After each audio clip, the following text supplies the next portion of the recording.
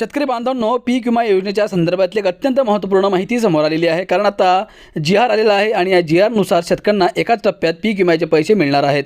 परंतु शेतकऱ्यांची चिंता देखील वाढणार आहे, कारण सरकारने नवीन नियम लागू केलेले आहेत. हे नवीन नियम काय आहेत?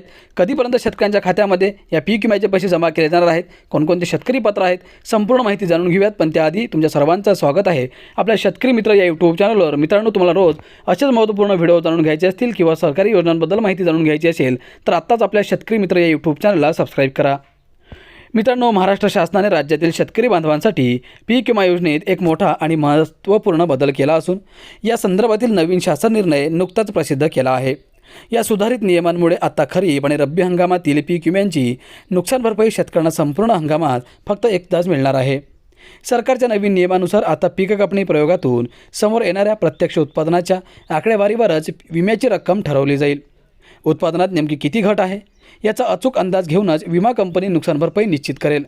यापूर्वी काही विशेष परिस्थितींमध्ये शेतकऱ्यांना हंगामाच्या मध्य काळात तात्पुरती आर्थिक मदत मिळण्याची सोय होती. मात्र आता ही पद्धत पूर्णपणे बंद करण्यात आली आहे.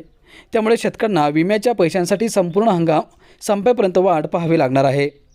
सरकारच्या या नवीन निर्णयामुळे पीक विमा वाटपाला वाद कमी होतील आणि संपूर्ण प्रक्रियेत सुसूत्रता येईल असा सरकारचा विश्वास आहे. सर्व शेतकऱ्यांना एकाच न्याय आणि पारदर्शक निकषांवर भरपाई दिली जाईल. या शासन निर्णयामध्ये कृषी विभाग, विमा कंपन्या आणि संबंधित सरकारी यंत्रणा पीक कापणीचे प्रयोग वेळेत पूर्ण करण्याचे आदेश देण्यात आले आहेत. सर्व डेटा गोळा झाल्यानंतर पात्र शेतकऱ्यांच्या खात्यावर विम्याची रक्कम जमा केली जाईल. या नवीन बदलांमुळे शेती क्षेत्रातून वेगवेगळ्या प्रतिक्रिया उमटत आहेत. एका बाजूला विम्याच्या कामात पारदर्शकता येणार असल्याने काही शेतकरी याचे स्वागत करत आहेत, तर दुसऱ्या बाजूला नैसर्गिक संकट आल्यास तातडीची कोणतीही मदत मिळणार नसल्याने अनेक शेतकऱ्यांनी चिंता व्यक्त केली आहे.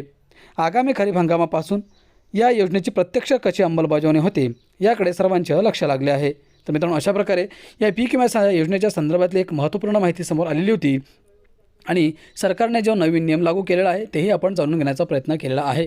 महत्त्वपूर्ण माहिती वाटली असेल तर व्हिडिओला लाईक आणि पुढेही अशीच महत्त्वपूर्ण माहिती जाणून घ्यायची असेल तर चॅनलला सबस्क्राईब करा आणि व्हिडिओ जास्तीत जास्त शेतकरी मित्रांना शेअर करा. धन्यवाद.